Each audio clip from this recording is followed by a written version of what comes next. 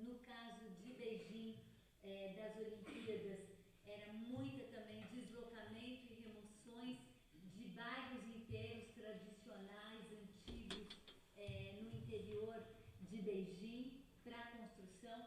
Claro que na China é tudo muito mais difícil encontrar informações, muito mais controlada a informação, mas se falava em 1 milhão de pessoas deslocadas, o que na China, né, 1 milhão tipo normal, né, é tudo vezes 10 mil, né, então parecia um número possível, né, plausível. Na África do Sul também muitas denúncias relacionadas a remoções, porque é a relatoria do direito à moradia. Então, em função disso, eu comecei a trabalhar esse tema e resolvi apresentar um relatório temático para o Conselho de Direitos Humanos em Genebra sobre mega-eventos de direito à moradia. E comecei a pesquisar como é que isso foi antes, como é que foi em Atlanta, como é que foi em Sydney, como é que foi em Vancouver, o que estava acontecendo, o que é essa história, o que são esses mega-eventos, por que tem tanta remoção. E preparei esse relatório temático que foi apresentado no Conselho em 2010, né? Em março de 2010, preparei o relatório em 2009 para apresentar em 2010.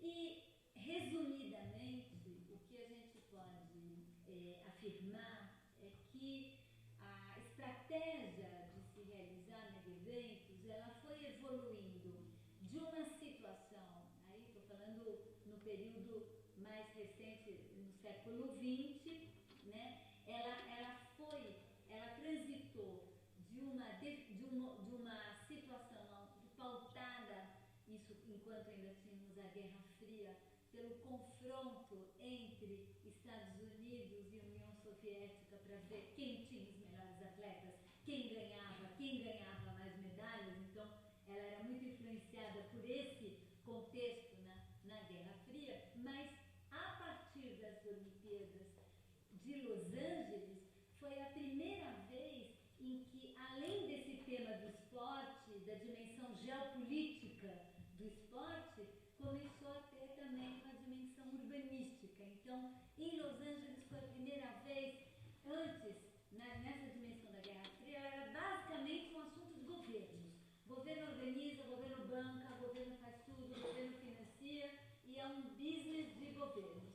A partir de Los Angeles, pela primeira vez, entra a iniciativa privada na produção de uma parte do evento.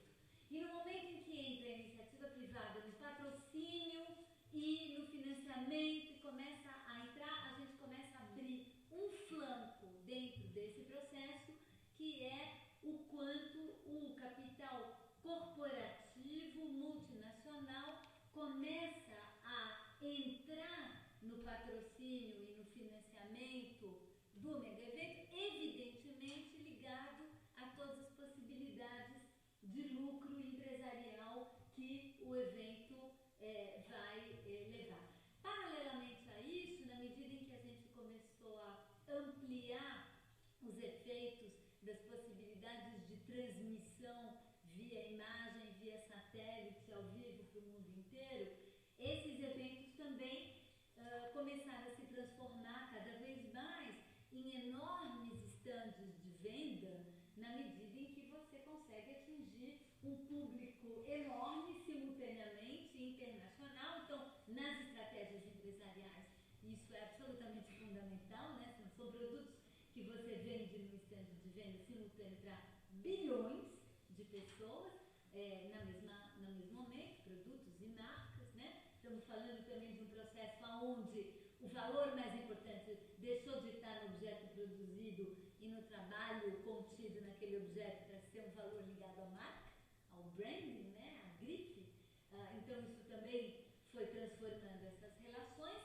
E isso, Los Angeles é um marco e Barcelona é um segundo marco nos anos 90, aonde não apenas aí já plenamente a ideia de parceria pública e privada e de um poder empresarial nos jogos já estava presente, mas também Barcelona faz toda uma estratégia de renovação da sua infraestrutura urbanística, usando os jogos como alternativa para isso. Evidentemente, se a gente for discutir isso, a gente pode discutir isso um pouco mais para frente, quando se conta a história de Barcelona, não se conta tudo que veio antes dessa história, né? Não se conta que, por exemplo, em Barcelona, mais ou menos 15 anos antes da Olimpíada, o governo socialista ganha a eleição lá pela primeira vez e faz um processo de investimento massivo nas periferias, na melhoria da condição da habitabilidade dos bairros operários, na transformação urbanística dos bairros operários, ganha um processo de transformação urbanística, de qualidade urbanística mais disseminada na cidade para todos e faz um processo de planejamento de reconversão da cidade, de cidade industrial para cidade de serviços na era global, usando então o potencial mobilizador de investimentos públicos que a Olimpíada podia ter, especialmente na Catalunha, isso era muito importante, contar com a grana do governo central, né? E faz toda uma estratégia de remodelação urbanística. A partir dali, em todas as experiências posteriores, sempre a gente vai ter uma relação entre um projeto e um processo de remodelação urbanística e a organização da cidade dos mega-eventos. E a dimensão transformada dos mega-eventos. E a dimensão transformada dos mega-eventos. E a dimensão transformada dos mega-eventos. E a dimensão transformada dos mega-eventos. E a dimensão transformada dos mega-eventos. E a dimensão transformada dos mega-eventos. E a dimensão transformada dos mega-eventos. E a dimensão transformada dos mega-eventos. E a dimensão transformada dos mega-eventos. E a dimensão transformada dos mega-eventos. E a dimensão transformada dos mega-eventos. E a dimensão transformada dos mega-eventos. E a dimensão transformada dos mega-eventos. E a dimensão transformada dos mega-eventos. E a dimensão transformada dos mega-eventos. E a dimensão transformada dos mega-eventos. E a dimensão que tem no setor imobiliário, no investimento, no chamado real estate, um elemento fundamental do processo de circuito de valorização financeira. Sempre, né, o setor imobiliário é um setor que tem uma ligação muito importante com o setor financeiro, pela razão, né, pelas razões fundamentais, principalmente porque o ativo imobiliário é um ativo capaz de alavancar mais ainda finanças pela sua capacidade de ser colateral, de ser hipotecado. Então, o que eu estou colocando o contexto que eu estou colocando aqui vai muito além de um país, muito além de uma cidade, muito além de um governo. Ele tem muito a ver com o processo de reposicionamento das cidades e de tentativa de captura das cidades desses investimentos e também das grandes estratégias do capital financeiro e do capital imobiliário e da sua necessidade, né, de abrir frente de expansão. Os mega-eventos, eles são absolutamente perfeitos para isso, não tem nada mais perfeito. Por que é perfeito? Ele é perfeito porque, primeiro, ele, como eu já disse, é um stand de venda gratuito, quer dizer, a própria cidade se vende. Imagina, numa transmissão como essa, e meses antes disso vai se falando da preparação, meses antes disso a cidade está em evidência, se fala dela, se fala dos projetos, e no mundo inteiro se fala dos projetos, e as empresas que estão ligadas a essa história não pagam nem um tostão de propaganda, quer dizer, isso daí é absolutamente gratuito. Então, isso é a primeira mágica. A segunda mágica é que é em torno do esporte. Então, a questão do esporte tem toda uma dimensão, digamos, sociocultural, psíquica, emocional, porque o esporte mobiliza paixões, porque o esporte, né, as pessoas gostam, porque a competição. Ainda entra um elemento mais forte ainda, que é o nacionalismo, é o meu time que vai ganhar contra o outro, então mobiliza paixões nacionalistas, né? Então é uma operação absolutamente blindada do ponto de vista político, cultural, social e econômico. Vai dizer que eu não quero saber do meu querido Brasil ganhar a Copa ou a Olimpíada Olimpíada, da rivalidade, né, com a Argentina. Será que vai ser? Não. Agora, claro, o que eu quero dizer com tudo isso, que esse negócio de os coitados que estão lá jogando, é de menos. Absolutamente de menos. Aquilo não tem a menor importância na história toda.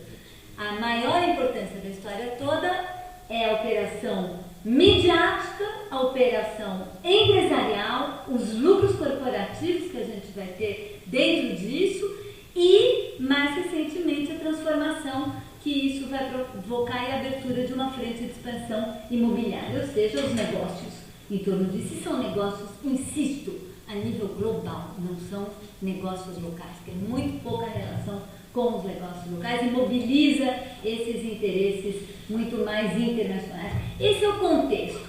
É claro que esse contexto é generalizado. Agora, tem diferenças entre fazer uma Copa do Mundo na Alemanha e fazer uma Copa do Mundo na África do Sul ou no Brasil? Tem diferenças entre fazer uma Olimpíada em Londres, como a que está sendo feito, e uma Olimpíada no Rio de Janeiro? Do que eu falei até agora são as semelhanças. São as semelhanças. Nesse ponto de vista, são absolutamente iguais. Agora, tem diferenças. Quais são as diferenças? Bom, a primeira diferença é que você, aqui no Brasil, como na Índia, como na África do Sul, nós estamos falando de uma intervenção sobre um território e sobre um tecido urbano marcado pela desigualdade, pela precariedade urbanística, pela inexistência de um grau básico de urbanidade básico garantido para todos, né? Nós estamos falando que nós estamos fazendo essa operação sobre isso. Isso não quer dizer que em Barcelona ou em Londres a gente não tem operações de valorização, de gentrificação, de enobrecimento, que vão acontecer expulsões brancas, porque vai valorizar o solo. Isso tudo acontece.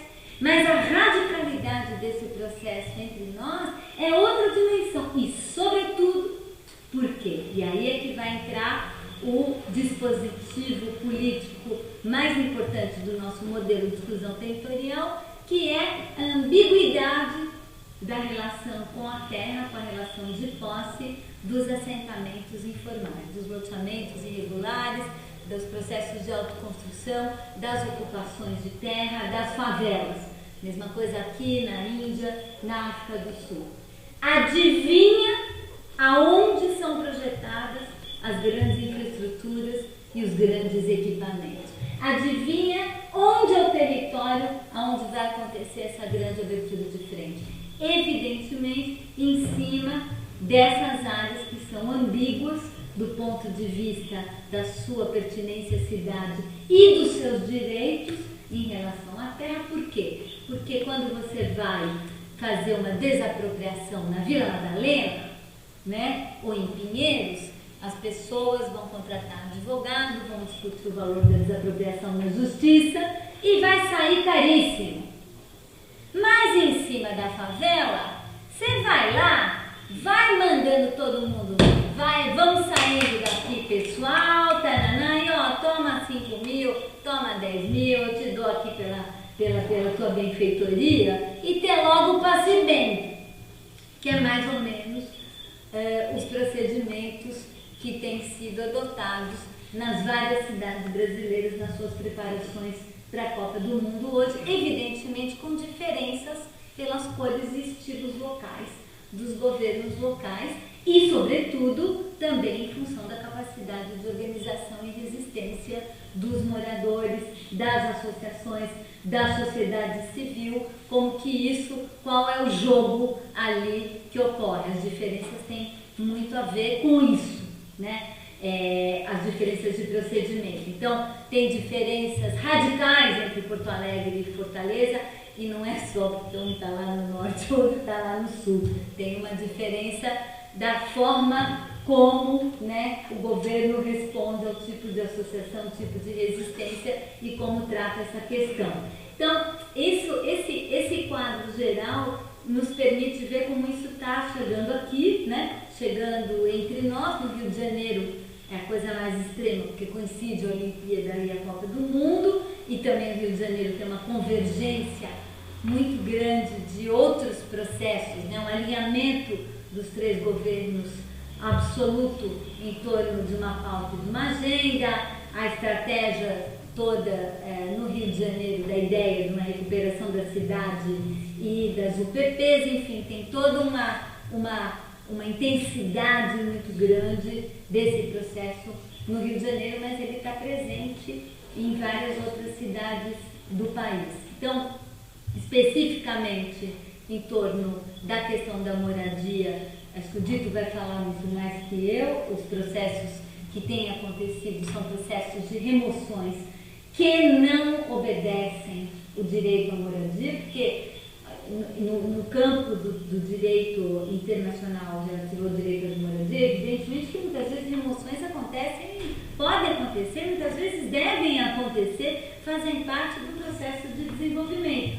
Só que tem maneiras de fazer isso, né? E, sobretudo, elas têm que obedecer, têm que ser participativas, têm que envolver as comunidades afetadas, as compensações ou reassentamentos têm que ser adequados, têm que ser acordados com as comunidades, os reassentamentos têm que permitir uma nova moradia melhor do que aquela que estava lá. A nova moradia não é um teto e quatro paredes sem fim em qualquer lugar, sobretudo num lugar nada. Moradia inclui a localização e a inserção urbana e o acesso ao transporte, aos serviços, às fontes de renda, aos equipamentos. Tudo isso está incluído nos elementos do direito à moradia adequada. A casa em si é um dos elementos, nem sempre o mais importante, aliás, né, depende muito do contexto. Então, toda a maneira como isso tem sido feito diz respeito a absolutamente todo esse processo.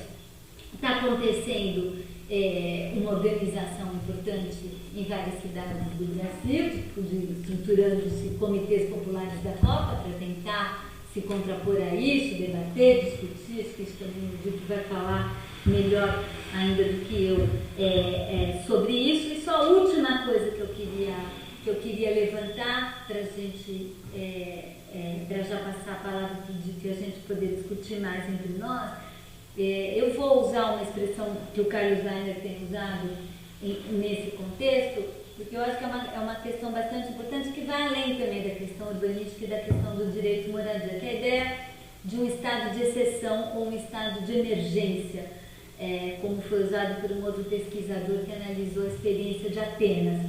Gente, aliás, olha o que deu, né? Olha a situação da Grécia, né? Depois de todos os investimentos que fez na Copa, etc. Uma parte importantíssima da dívida pública, o legado, uma parte importante do legado é o que está rolando agora, não só em relação à Copa, mas também Olimpíada, mas também outros elementos também.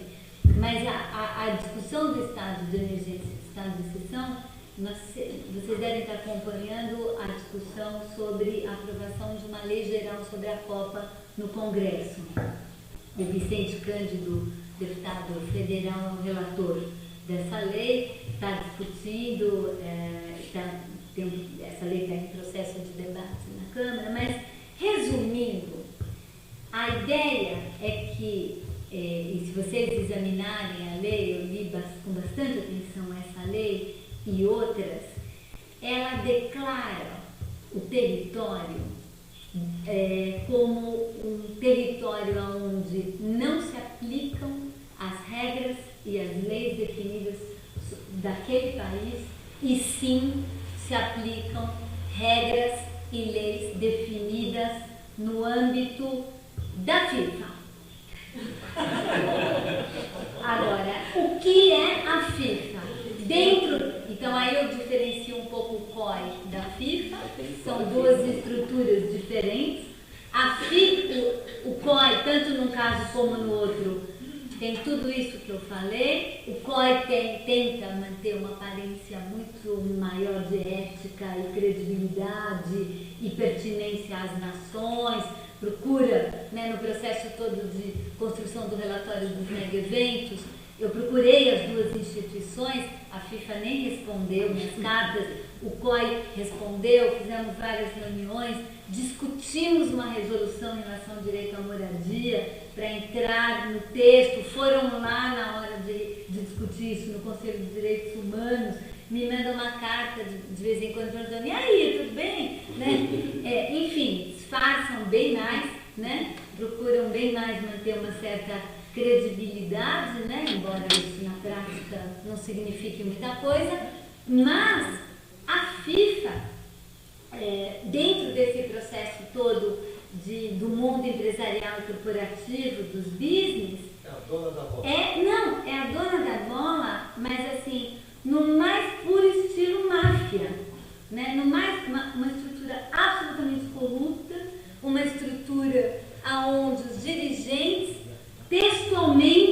textualmente ganham propina e é 10% do valor de cada estádio, né? É 10%. Por isso é que não pode reformar estádio, porque como eles querem 100 milhões para a FIFA, não dá para justificar como vai 100 milhões de propina para a FIFA numa obra que custe 300. Então tem que custar no mínimo 1 bi para entrar nos 10% regulamentares de propina. Que ninguém reclama, 10% de propina normal, ninguém vai reclamar. Agora, como é que você monta uma propina de 30%, de 35%? E é disso que se trata a discussão sobre reformar ou não o estádio, que estádio fazer, que estádio construir. E a FIFA é basicamente isso, né? Não preciso dizer quem é Ricardo Teixeira, quem, né, suas contrapartes, enfim, essa história toda está sendo muito dita. Então, imagina o que é criar um território sob gestão da FIFA.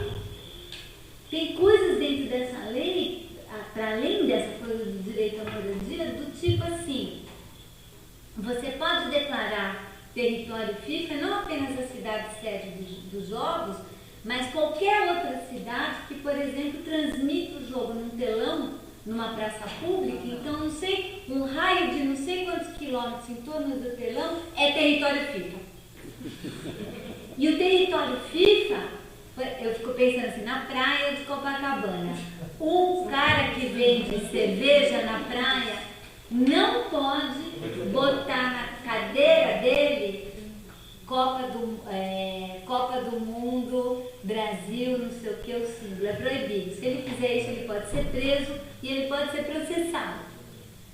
A FIFA, que tem exclusividade de venda de todo e qualquer produto, só é a marca de cerveja patrocinadora que pode ser vendida em todo o território FIFA, não é dentro do estádio, é todo em volta do estádio, e muitas outras coisas desse tipo. Quer dizer, é um negócio, tem uma polícia especial, tem regras especiais, tem um judiciário especial. Você pode ficar preso sem ter nenhuma condenação, você pode ter um julgamento sumário, tem coisas desse tipo que estão escritas, né, nesse projeto de lei. Quem que é o relator? Vicente Cândido, do PT, conhecido da vice-presidente da Federação de Futebol Paulista.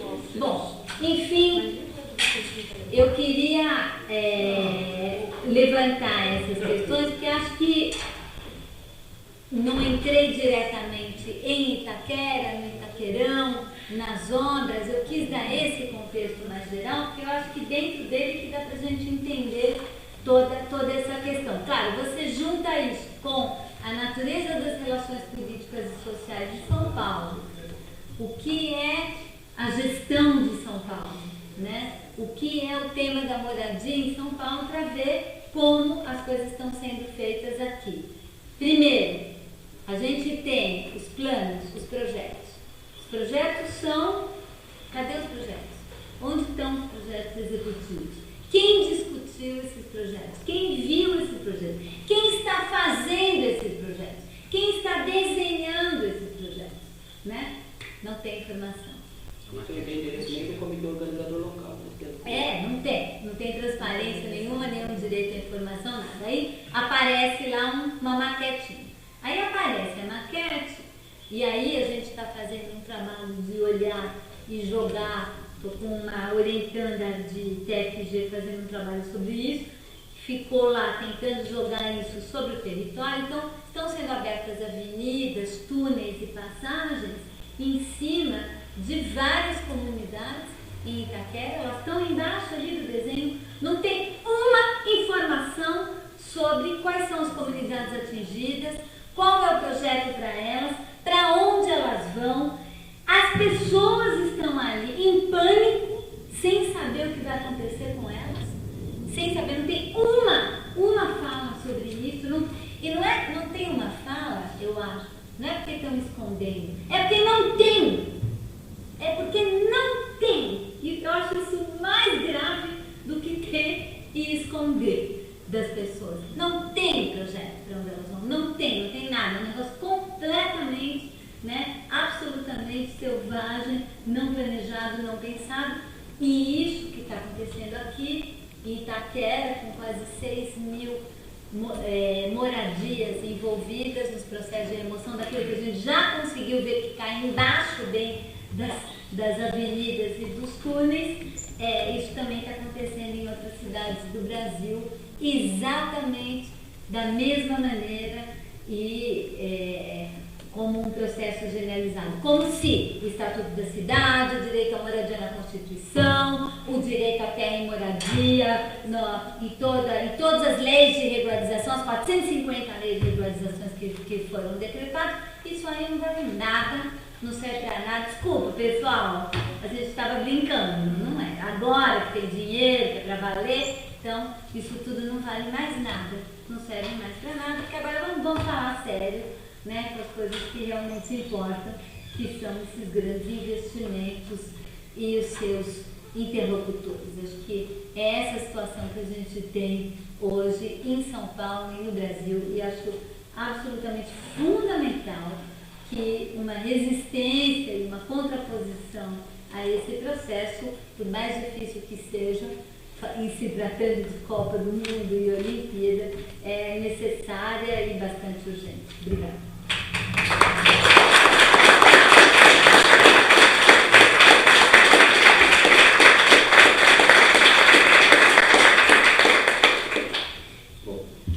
Posso rapidamente falar, antes de você assumir, que nossa transmissão online está acontecendo, está um sucesso, já temos quase 20 pessoas assistindo, sendo que tem gente em Portugal,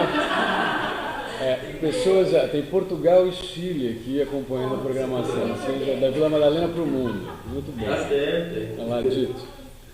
Bom, boa noite também para todos e todas. Eu queria agradecer o convite aqui da Casa da Cidade, para que a gente pudesse vir aqui fazer parte desse debate na mesa de bar, que a gente tem tido a oportunidade de estar junto em vários momentos nesse processo, que é cuidando um pouco mais desse processo mais geral. A gente tem levado ela e os comitês populares para várias comunidades, grupos, a importância também que a Raquel tem toda essa conjuntura e a visibilidade também que ganha a fala dela nesse processo, e o processo também de fortalecimento das nossas comunidades nessa dura resistência que é viver e passar por esse momento.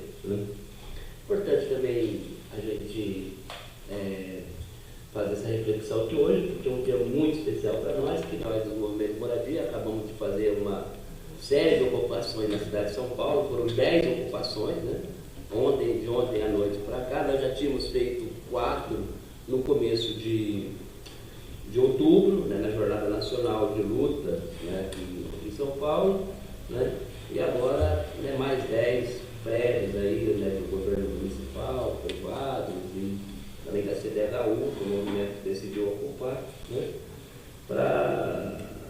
no texto nós perdemos a paciência e perdemos mesmo a situação que está vivendo a cidade de São Paulo. Dentro dessa linha que a Raquel colocou, do tal stand de venda, da cidade vitrine, esse espaço, essa cidade, então não tem lugar para os sem-teto, não tem lugar para os favelados, para os trabalhadores informais.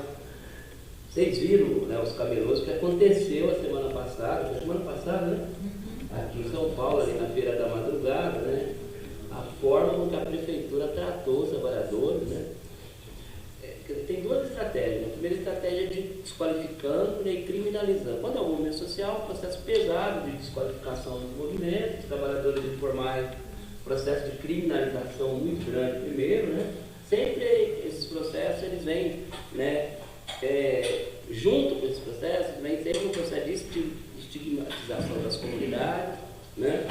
Vou comentar um pouco sobre essa questão da nova luz, que todo mundo está um pouco discutindo, né? Desvalorização, rebaixamento imobiliário, valorização imobiliária da região, né? Criminalização do povo, né? E depois expulsão pura e simplesmente um verdadeiro ataque, né? Como aconteceu com os trabalhadores informais na semana passada, aqui na região da Feira da Madrugada. Porque a Prefeitura de São Paulo tem um projeto para a reurbanização do Parque Dom Pedro, que passou inclusive pela demolição, né, do edifício São Vítor e Mercúrio, e tem todo um projeto de renovação urbana, junto com Nova Luz, um projeto de renovação urbana para a região do Pari, né, e do Parque Dom Pedro. Né? Então, dizendo assim, que esse projeto da cidade de vitrine, stand de venda, né? Então não tem lugar para favelado, para sem teto, morador de cortiço, morador de rua, né? E os impactos, né, sociais, né? Então os impactos da Copa, né, eles batem diretamente sobre esses grupos, né, e sobre essas comunidades. Né? Não é à toa que o conjunto de projetos, né, em curso na cidade e na região metropolitana, né, eles são todos praticamente, né, para terminar ou em 2014 ou pouco depois de 2014, mas a meta é 2014. Né? Então, por exemplo, agora as obras, né, o processo de privatização do aeroporto de Guarulhos e a construção aí do terminal do aeroporto, o novo terminal do aeroporto de Guarulhos, que toda essa discussão da situação dos aeroportos, aqui não vai ter, como vem muito turista, né, para os jovens, não sei o que, né, tem que construir lá o outro terminal do aeroporto. Se construir o tal terminal do aeroporto, não sei se tem alguém de Guarulhos aqui, pelo menos 4.000 famílias vão ter que ser removidas na região de Guarulhos, né, para a construção, né, porque é como se fosse aquela volta assim, do aeroporto, eles vão fazer mais um pedaço, né, do terminal do outro lado. Né? E ali tem um monte de comunidades, né, que vão ser removidas para fazer as obras do aeroporto. Né? E estão falando de 3 a 4.000 famílias. Né? Ou mesmo a extensão, né, das obras do Rodoanel Trecho Norte para chegar até o aeroporto junto com a obra agora que a Dilma anunciou, né, com o Geraldo Alckmin, com o governador aqui do estado de São Paulo, do tal Ferroanel, né? Mas só as obras do Rodoanel na região, os dados oficiais aí da DERFA, que vai fazer a obra do Rodoanel, cerca de 5.000 famílias vão ser removidas da região norte. E os movimentos de moradia que estão fazendo plenário, levantamento, foi criado um fórum de resistência ao projeto lá na região e tudo mais, né? Está falando entre 12 a 15.000 famílias. Isso tem impacto direto no processo da obra, do projeto, né? Mas também a gente tem os impactos indiretos. Com o efeito de elevação e o processo de valorização imobiliária da região, o preço da terra aumenta e as comunidades, né? Mesmo aquelas tem aquela expulsão direta em função da grande obra. E depois aquela expulsão indireta com o processo de valorização imobiliária da região, porque chega ali, né, o setor imobiliário, né, compra aquelas casas e tudo mais e expulsa as comunidades, o povo daquela região e o pessoal vai morar, não se sabe aonde, que se vira aonde vai morar. A mesma coisa, né, foi, por exemplo, a construção e a melhoria, as obras viárias e tudo mais, de adequação viária, da marginal do Tietê. Né? A propósito, só na região da marginal do Tietê, não sei se vocês lembram, acompanharam pelo jornal, a resistência da favela do Saco, né? Que ali na região da Lapa, onde está o pessoal ali na região da Lapa. Entre as obras, né, o cruzamento da Anhanguera, né, onde termina a marginal Pinheiros e começa a marginal Tietê, até o Ticoatira, na saída para o aeroporto de Guarulhos, né, foram 17 comunidades removidas já. Né? Só algumas comunidades estão resistindo, porque ou tem ação de uso da peão em parceria com a Defensoria Pública, né? Ou estão lutando, né? Mesmo, né? Como o caso, por exemplo, da favela do Saco. Mesmo a favela do Moinho, um pouco mais para frente, tem uma ação de uso da peão deposta pelo pessoal do escritório modelo na parceria com a Defensoria Pública. Canindé, várias comunidades na região que a gente tem feito, né, uma blindagem aí, do ponto de vista jurídico, para tentar garantir que as comunidades fiquem. Mas a grande maioria dessas comunidades não estão sendo removidas. Comunidade antiga, por exemplo, ali no viaduto, perto do Estadão ali, né, do lado do viaduto tinha uma favela chamada Aldeinho, né, Adriana, não sei se você não lembra da Aldeinho, na época da Luísa Elvira, a gente fazia reunião lá, né, na comunidade. Essa comunidade que ficava ali há 17 anos foi removida em 15 dias da região. Simplesmente varrida, comunidade de quase 2.000 pessoas removida praticamente da noite para o dia. Né? Uma associação, muitas vezes, né, ao tráfico local, inclusive, para ameaçar as comunidades, as pessoas e tirar todo mundo dali. Né? E com aquela proposta que a Raquel falou, né? Então chega na casa das pessoas, coloca um número, né?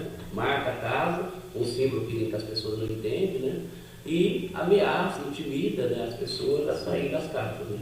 Ou para receber uma verba de 3 mil reais, né, que a gente está chamando de cheque de espelho, ou uma proposta de 30 meses, né, para receber uma verba de aluguel, de apoio de aluguel, né, que é o Bolsa Aluguel, agora é parceria social, nada social essa parceria, né, de 30 meses, né, de 300 reais por mês. Ou seja, a pessoa vai receber 9 mil reais em 30 meses para deixar a casa e vai morar não se sabe aonde, sem nenhuma garantia que depois essa pessoa vai receber uma nova moradia. Né? E a compensação ambiental, por exemplo, das obras da Marginal do Tietê, né, foi, né, a proposta de construção do maior parque linear do mundo ali perto da USP Leste, na Várzea do Tietê, que vai despejar mais de 17 mil famílias. Então, esse processo, né, em curso na cidade de São Paulo e na região metropolitana, para se concluir até 2014, ou mesmo perpassando até 2014, é para transformar a cidade de São Paulo nisso que a Raquel falou, né, num grande distante de venda, né, se possível, o mais rápido possível, sem pobres, sem população em situação de rua, sem ambulante, sem favelado, sem fortiçado, né? E o mesmo projeto higienista, né, em curso no centro da cidade, ele se expandiu, né, para toda a cidade mesmo, inclusive para essa estratégia para a parte da região metropolitana da cidade. E para vocês, né, esse processo ele se repete nas 12 cidades sérias. A estratégia é absolutamente a mesma, né, claro, resguardada uma ou outra diferença de estratégia, mas acontece do mesmo jeito. Né? A Juliana está acompanhando agora uma remoção de quantas famílias na Rua do Hipódromo, Juliana? Ali, né? 50 famílias na Rua do Hipódromo, né? A proposta da prefeitura é isso, né? Uma bolsa aluguel, leva as pessoas sair, né? Não tem proposta de reassentamento das comunidades, não tem projeto, não tem absolutamente nada. Então, é uma política, né, então, muito maior, né, montada de fato, né, para expulsar os pobres. Por isso que nessa conjuntura a importância, né, das nossas ocupações aqui no centro de São Paulo, a importância da construção do comitê, do movimento Acampa Sampa, né, que está ali debaixo do Vale do Engabaú, né, ali na região do Vale, uma conjunto de outras ações que vem acontecendo na cidade, né, porque tem muitos grupos de resistência, muitos, vocês não conseguem nem imaginar, porque todos os dias surgem, né, grupos, articulações locais, processos, né, com articulações de movimentos culturais, né, se organizando para resistir, e no Brasil inteiro, né, para resistir a esse processo. Muitos jovens se envolvendo nesse processo, né, o que nos dá uma esperança de que a gente pode barrar, ou minimamente, né, construir uma alternativa a essa agenda que está em curso na cidade de São Paulo e nas 12 cidades onde vão acontecer os Jogos da Copa do Mundo 2014 ou no Rio de Janeiro, né, a Olimpíada de 2016. Né. A gente conseguiu aprovar agora, né, depois de muita briga, né, duas resoluções importantes. Né, uma medida provisória. A medida provisória, claro, ela está embutida uma outra coisa, mas é sobre a questão dos reassentamentos em função, né, da situação climática, né? Mas muitas das remoções hoje que vem acontecendo na cidade de São Paulo, na cidade do Rio de Janeiro e mesmo em outras cidades, é o risco ambiental. Eles estão associando o risco ambiental aos processos de remoção e aos processos de despejo, né? E o artigo 3 lá da medida provisória 547, né, fala da obrigação do reassentamento das comunidades, então a garantia do reassentamento. E a outra coisa foi a constituição do comitê, do grupo de trabalho no âmbito da Secretaria Nacional de Direitos Humanos, né, para a gente também monitorar essa questão dos despejos, das remoções, enfim, fortalecer também no âmbito nacional as denúncias. Nós temos também uma parceria com o Ministério Público Federal, né, que tem cumprido um papel importante nessa agenda, né, no sentido também de fazer não só as defensorias públicas, né, em nível da União, mas também as defensorias públicas locais, o Ministério Público Federal e os Ministérios Públicos estaduais também têm tido um papel importante nessa agenda, no sentido também de construir esse processo de resistência junto às comunidades para evitar, né, as remoções, né, essas remoções que são absolutamente, né, arbitrárias, né, indevidas, enfim, né, inadequadas, né, do ponto de vista, né, daquilo que está discutido, né, e apontado, inclusive, né, não só no relatório, mas naquilo que a ONU determina, né, como garantia do direito à moradia digna ou do direito à moradia adequada para as comunidades, né. Aqui em São Paulo nós temos constituído um comitê popular, a COPA, né, nós temos, na verdade, 2 comitês. Tem um comitê popular que está constituído, que é um comitê de caráter um pouco mais geral. A gente se reúne uma vez por mês no Sindicato dos Advogados para discutir estratégias de luta, de resistência, e tem vários grupos. Então tem a Associação Nacional dos Torcedores, né? Aí tem um grupo chamado, que articula também lá com a Associação Nacional dos Torcedores, que é o Autônomo Futebol Clube. Tem o pessoal do Autônomo também legal, é uma molecada boa aí, né? Tem também o pessoal da Assembleia Popular, do Jubileu Sul, vários outros grupos, né? O pessoal do Movimento Moradia, nós da Central de Movimentos Populares, um conjunto de organizações que está, se reunindo uma vez por mês no Comitê Popular da Copa. Temos feito uma parceria estratégica boa com a Defensoria Pública, no sentido de buscar garantir ou resistir aos processos de remoções. Quando não consegue nenhuma negociação com a Prefeitura, nenhum tipo de articulação, interpõe, entra com as ações civis públicas, né, para tentar impedir a remoção ou despejo, para tentar ver se a gente consegue garantir algum tipo de negociação nesse processo, ou mesmo uma alternativa de reassentamento para as comunidades. No caso lá de Itaquera, foi constituído um outro comitê. Tem 2 movimentos em Itaquera. Tem um movimento em Itaquera chamado Nossa Itaquera, é um movimento antigo já da região, né? E dentro do Nosso Itaquera, né, tem comerciantes, né? Então tem gente que acha que é isso mesmo, vai fazer uma valorização imobiliária mesmo, tá? Mas uma parte do Nosso Itaquera, que é o pessoal ligado à moradia, né, se articulou um outro grupo, né, esse muito mais assim, combativo, mais radical, né, porque é um novo, né, são novos atores, né, que vão surgindo nesse processo, né, que é um comitê chamado Copa para Quem, né? E junto, né, porque perceber, e claro, foi uma ação inteligente dos 2 grupos, que parece que um não vai viver sem o outro nessa agenda, né? Porque, então, eles têm se articulado, conseguiram fazer, né? Porque as comunidades na região de Itaquera, elas estão muito desorganizadas, né? Por quê? Porque estão ali há muitos anos, são comunidades consolidadas, e até então, estavam lá, né, vamos dizer assim, né? Entre aspas, mais ou menos tranquilas, pelo menos. Já tinha, por exemplo, uma proposta do Parque Linear, que é o Parque Linear do Rio Verde, que é a Operação Urbana Rio Verde Jacu, né, que é uma grande intervenção urbana na Zona Leste, vai rasgar, né, a Zona Leste, né, de cima a baixo, né, e uma série de obras e de intervenções na região da Operação Urbana, que é um projeto de longo prazo da Prefeitura para a região, né, da Zona Leste, né. Mas dentro desse processo tem alguns polos, que são polos de desenvolvimento tecnológico, que vai ligar o polo de desenvolvimento tecnológico no centro da operação urbana para dentro da onde vai ser construído o estádio. E aí que a Raquel falou que na construção desse polo tecnológico é que vão passar, vai ser feita a abertura de ruas, de avenidas, né, nesse processo, e aí, né, por incrível que pareça, né, praticamente todas as comunidades da região, favela, vão ser removidas. Então, é a favela, então, Vila da Paz, né, que é a favela mais conhecida, que tem aparecido mais, que o pessoal tem, né, tem mais se organizado, né, o seu Pedro está lá, né, tem um grupo bom. A Caetitu, né, que é uma favela também que está próxima a Jacopêssego, né. é o Parque Linear do Rio Verde, então, que é um rio mesmo que sai quase do estádio, então aí tem algumas comunidades também que vão ser atingidas, né? A Vila Progresso, que faz parte de um plano de alargamento da Marginal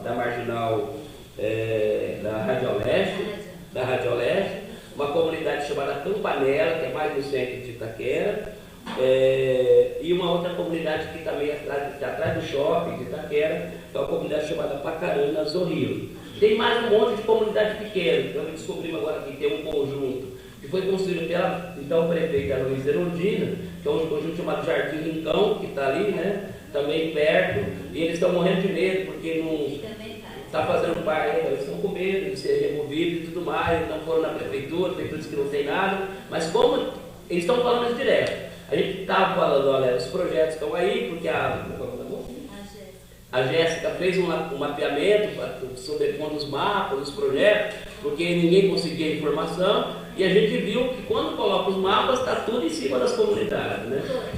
Então, foi importante a Jéssica aqui um dia, né, para mostrar o trabalho que ela fez, né? E ela mesmo, você vai fazer, menina, ela fez, ficou bonito o negócio, né? Então, e saiu o projeto. Então, o povo lá de Itaquera, nós fizemos no dia 20 de setembro, no dia 17 de setembro, nós fizemos um encontro lá em Itaquera com as comunidades, reunimos lá umas 400 pessoas de todas as comunidades, foi constituído um comitê local de cada comunidade, e eles têm se reunido praticamente semanalmente. Então tem um processo de organização local lá acontecendo, vem aparecendo vários grupos para ajudar. Então em todas as comunidades, né, não estou vendo muita gente jovem aqui, nova, animada, né, pedir apoio para ver se é possível, o que é possível ajudar, o que é possível a gente pensar junto, para ajudar essas comunidades a resistir. Então o pessoal lá em Itaquera, tanto o nosso Itaquera quanto o Comitê Copa Taquém, estão absolutamente abertos para apoios, né, nesse processo, porque senão não vai sobrar pedra sobre pedra nesse processo. Então, são algumas questões, então, sobre o funcionamento do Comitê Popular da Copa, o conjunto de remoções, não sou eu que estou falando, saiu uma matéria há um pouco mais de um ano, inclusive o Cazu ajudou um pouco nessa articulação, um repórter da Folha de São Paulo, chamado José Benedito, da Folha de São Paulo, fez um levantamento sobre as comunidades ameaçadas e processo de deslocamento. Ele está falando, depois eu posso mandar esse artigo para vocês, que eu guardei, esse está na internet, né? E está faltando lá uma série de outras comunidades, mas ele está falando de 80 mil famílias que poderá sofrer algum processo de remoção ou deslocamento até 2014. 250 mil pessoas na cidade de São Paulo. 10% das pessoas que moram em favela na cidade, né? O Cortiço junto, falou 2 milhões de pessoas em favela, é disso que está se falando nesse processo que está acontecendo na cidade de São Paulo. Sem falar dos trabalhadores informais, das situações de moradia precária em Cortiço e toda essa situação. Então é urgente, né, que a gente se organize mesmo, né? Por isso que é importante, né, que a gente está aqui na Casa da Cidade para pensar quais estratégias nós podemos ter do ponto de vista coletivo para sair, né, dessa situação, desse cerco e desse ataque, né, do capital internacional, né, e transnacional, imobiliário, né, sobre as nossas comunidades, e como é que nós vamos construir, a partir dessa nossa articulação, um polo de resistência para avançar na luta, né? E a gente quer, ninguém aqui, né, falou contra a Copa do Mundo, que é importante o evento, do ponto de vista cultural, do ponto de vista... Mas o que a gente percebe é que, em concomitância ao evento, vem uma agenda perversa, né, de ataque às nossas comunidades, ao nosso povo, que a gente não pode de jeito nenhum deixar ocorrer. Considerando que no Brasil, né, nós somos, né, temos o orgulho de dizer que nós temos os movimentos mais organizados, onde a sociedade civil tem mais capacidade de proposição política, então a gente tem condição de avançar numa agenda alternativa, né, inclusive agora acabou de ter com a Associação São Paulo. É possível construir uma São Paulo diferente, né, e acho que nós temos que pensar estrategicamente como é que nós vamos fazer para avançar nessa questão. Espaço de participação tem, né? Eu já fiz aqui referência pelo menos de 3 ou 4 espaços importantes de participação que a gente pode contribuir para avançar nessa agenda, e nós estamos, como Movimento Popular, né, eu como parte da Central do Movimento Popular, estamos aí abertos e dispostos, né, para fazer e fortalecer essa construção política. Estou aberto agora para o debate.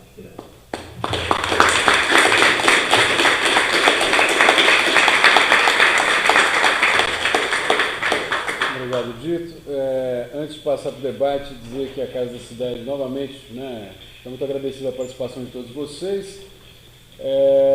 Agora, na sexta-feira, nós teremos um debate, um ciclo de debates que está acontecendo na Casa de Jango Alula, reflexões sobre o movimento socialista no Brasil e suas perspectivas. A gente vai receber aqui na Casa da Cidade o Stedley, e a partir das 19h30 também com transmissão online. E no dia 21 agora de novembro nós teremos um debate sobre a financiarização do mercado imobiliário, que vai ter como debatedores a Mariana Fix e o Kazu Nakano. Então estão todos convidados. Aqueles que não puderem, também às 19h30, aqueles que não puderem comparecer fisicamente, acessem, porque agora a gente está tentando extrapolar os muros aqui da casa, mas estão todos muito bem-vindos sempre aqui também. Vou pedir para o Adriano ajudar aqui na mediação. Eu fiquei com uma dupla tarefa, aí é mais fácil para a gente trabalhar junto. Obrigado.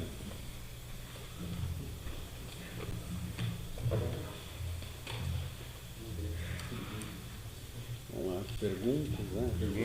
O debate está aberto. Pergunta, debate, comentários? Quem começa?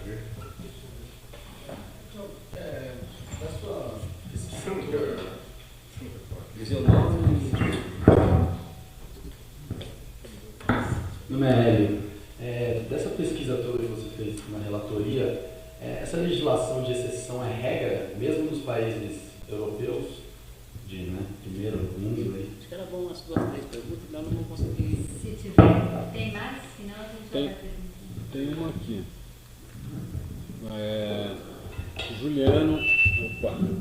Juliano, que era um dos estrangeiros, brasileiros, não vai dar, eu acho que eu vou pegar aqui. Estão apanhando.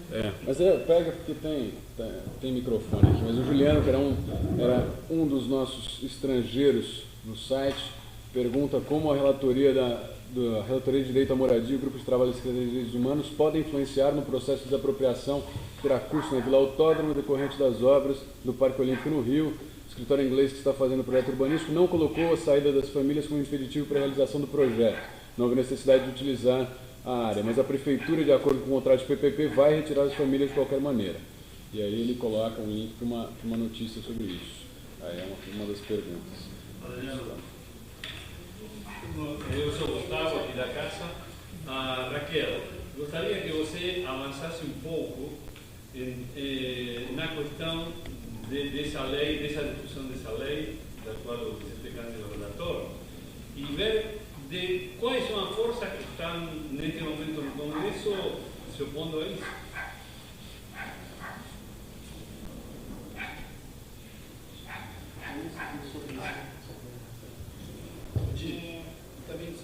Também informação normalmente a gente consegue saber como acontecer essas reuniões. Seu nome? Isso, se apresenta. Isso. Leonardo Vieira. Eu queria perguntar como que vocês percebem que o movimento sindical tem reagido a essas preocupações, tanto na maneira de influenciar a própria lei geral e das cidades, das duas, né? E como tem avançado a comunicação entre o que aconteceu na África do Sul e no Brasil. Parece que a FAS tem acompanhado isso de perto.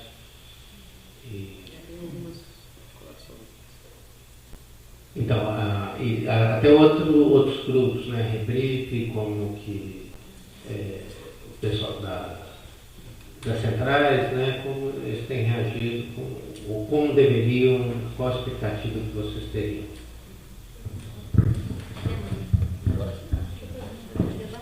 Então, vamos lá.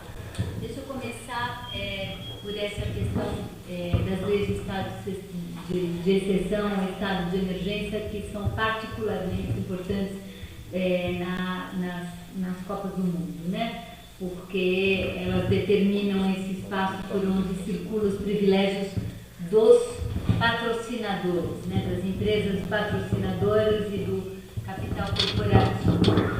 Essas leis especiais da Copa, quando o governo apresenta uma proposta de sediar uma Copa do Mundo e ele é escolhido no processo de seleção, ele assume um compromisso com a FIFA.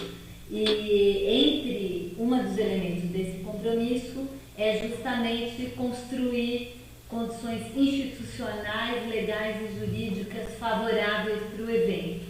E aí há um processo de negociação entre o governo e a própria FIFA e o Congresso, né? Quer dizer, um jogo político ali, para se definir como vão se dar essas questões. Agora, é muito importante notar que, no caso da África do Sul, por exemplo, além da lei geral, que foi discutida e votada no Congresso, semelhante ao que está acontecendo aqui, bastante draconiana, a FIFA ainda estabeleceu leis específicas paralelas com cada uma das cidades-sede. Então, alguns elementos que não conseguiu fazer passar na lei nacional, passou na lei local. Mais draconiana ainda, mais abrindo ainda. Então, esses processos paralelos de discussão com as cidades também estão em curso. Nós não tivemos uma notícia pública disso ainda, mas evidentemente isso está acontecendo, porque um dos elementos fundamentais de tudo isso é a não transparência, né?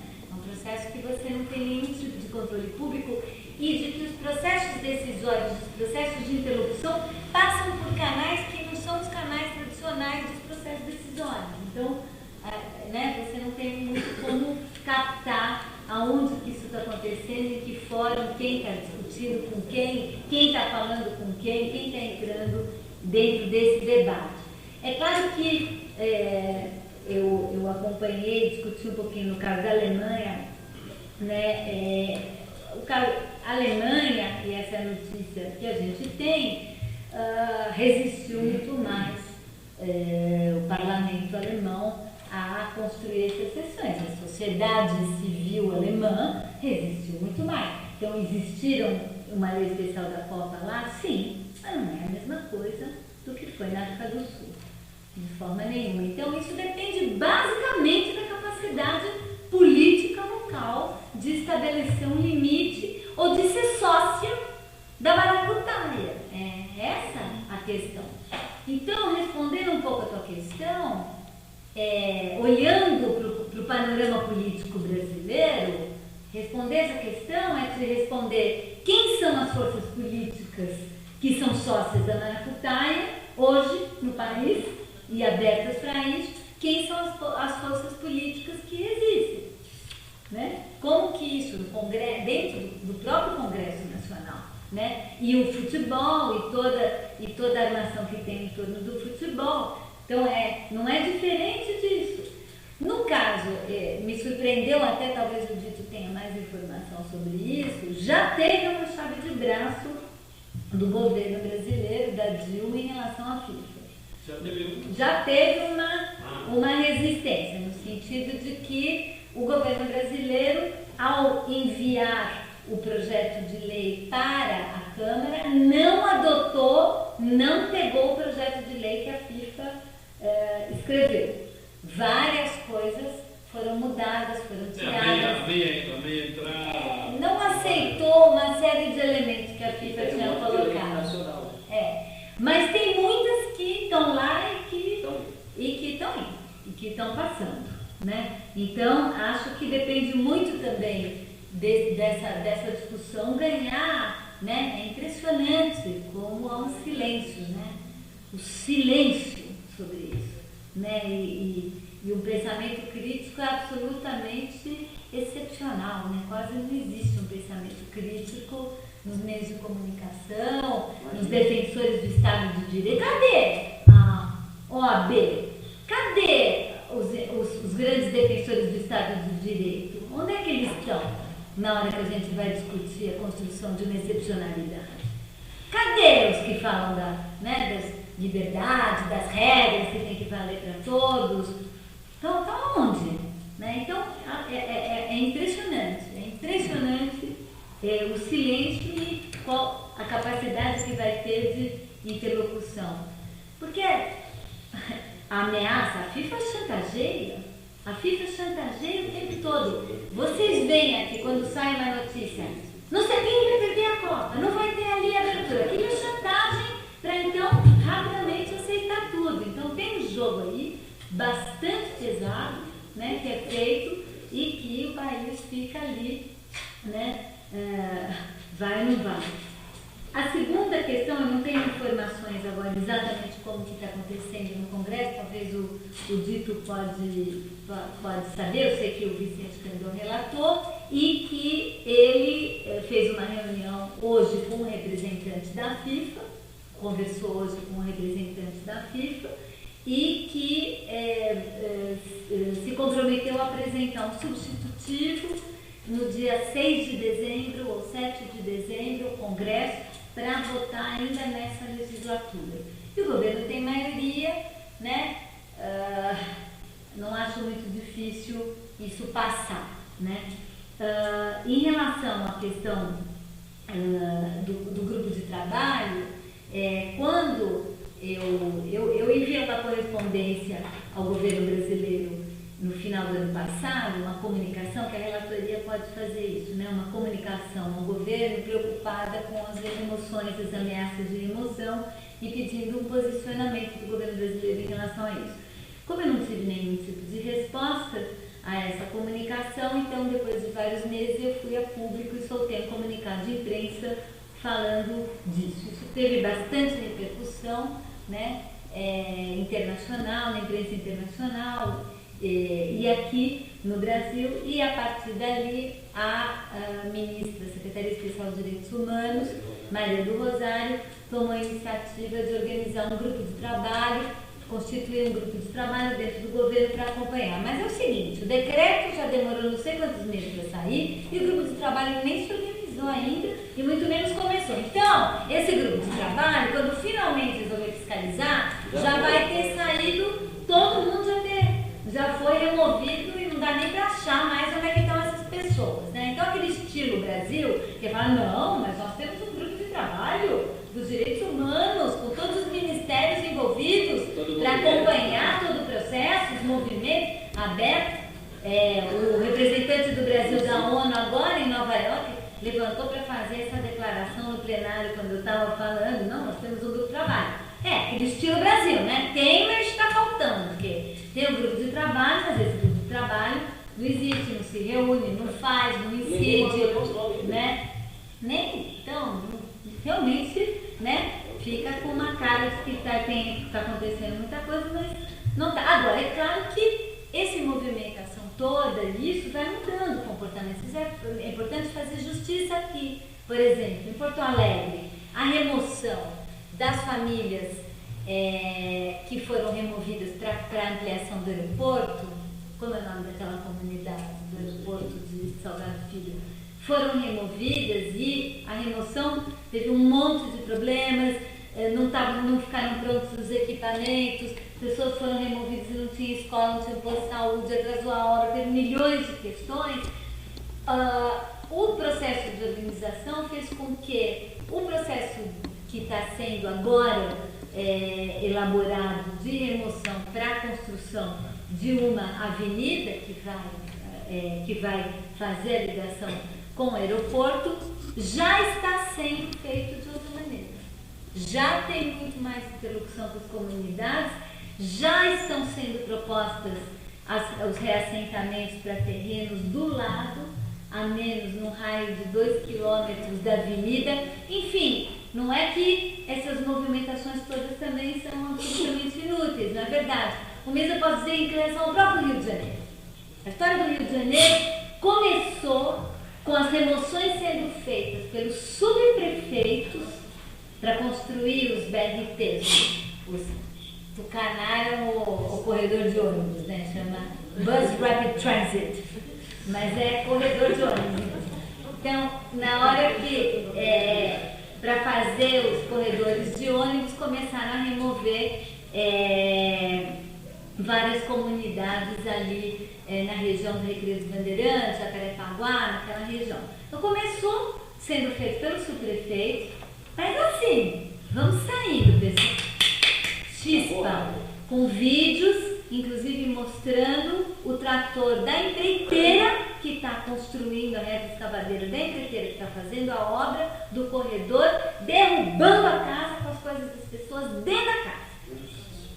Assim começou. Aí começou toda uma movimentação, uma organização lá no Rio, uma resistência, a história, enfim, começa isso a aparecer, né?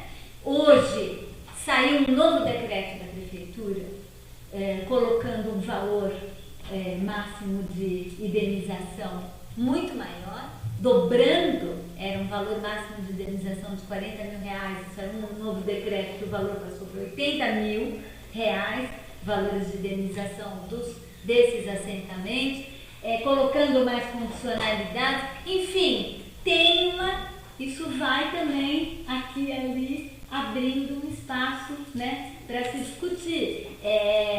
A Secretaria de Habitação começou a ir às comunidades fazer a apresentação da obra, nunca tinha feito isso, começou a fazer, então tem essa pressão, acaba resultando. O que não quer dizer absolutamente que a coisa está tudo resolvida, e um exemplo é esse exemplo que o Juliano deu, da Vila do Autódromo. Nem a Econ, que é o escritório inglês, que ganhou a licitação para fazer o projeto ali, ganhou o projeto da Vila Olímpica, nem ela propôs a remoção da Vila do Autódromo. A Vila do Autódromo, em função do projeto olímpico, não precisa ser removida. Ela vai ser removida pura e simplesmente porque é inadmissível por um projeto excludente de cidade imaginar que vai fazer ali uma área lindíssima de classe média, com grande investimento em espaço público, e vai ter uma comunidade consolidada ali. Como é possível com uma comunidade consolidada ali? Vai ter que tirar, mas não porque vai passar uma linha ou uma avenida ou um equipamento. Nada, não tem nada previsto para essa área. Então, a Vila do Autódromo acabou se transformando num símbolo de resistência, porque ela já resistiu à remoção no PAN.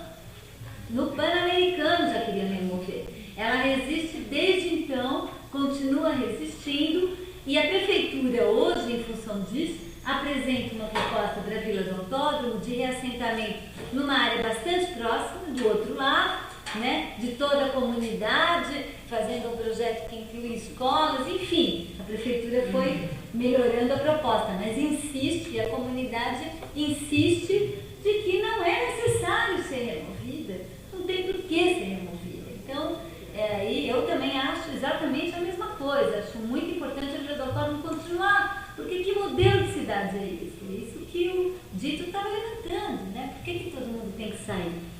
E, finalmente, essa questão do movimento sindical. Algumas iniciativas começaram a acontecer no âmbito do movimento sindical, motivados, sobretudo, por centrais sindicais internacionais que tiveram envolvidas, no caso da África do Sul, nos processos de resistência lá, e que começaram também a chamar e a mobilizar os sindicatos. Evidentemente, já começou a acontecer, vocês já puderam ver, principalmente o Sindicato da Indústria da Construção, já começaram a acontecer algumas greves. Já teve greve na obra do Maracanã, né? Nem sei se está em greve ou não ainda, nem sei o que aconteceu. Já aconteceram várias greves. Está vendo na cidade da Copa em Recife. E na África do Sul, um dos elementos mais importantes da resistência foi justamente a articulação do movimento sindical com o movimento de moradia, com os trabalhadores informais, os camelôs. As mobilizações mais importantes na África do Sul, elas se deram em função dessa articulação, que também acabou ganhando alguns espaços, negociando algumas condicionalidades, e essa experiência já começou a ser trocada, né? Eu mesmo vou participar agora, quinta-feira, de um evento organizado pela CUT e por movimento sindical sobre a Copa, Então, acho que começou a ter uma pequena movimentação do movimento sindical, que é fundamental nesse trabalho de construção de uma frente mais ampla para se pensar um verdadeiro legado socioambiental e de proteção e dos direitos humanos, né, na Copa do Mundo, que acho que isso daí, esse legado, esse não está construído, essa pauta ainda não está construída.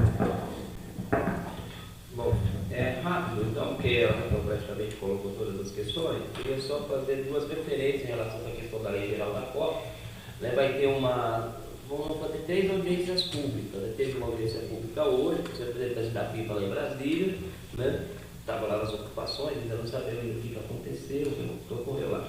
Mas no dia 1º de dezembro vai ter uma audiência pública em São Paulo, na Assembleia Legislativa. Então é uma oportunidade aí para todo mundo ir para lá, né? Vamos para a Assembleia Legislativa, depois vamos informar o horário, eu acho que é 2 horas da tarde, se eu não estou enganado, né? Mas a gente poder. Você está em São Paulo? Sim. Então, portanto, se você pudesse ir, todo mundo aqui, né, para nós saber. Aí o Vicente Cândido vai estar lá e os deputados de Brasília vêm para fazer uma audiência pública em São Paulo.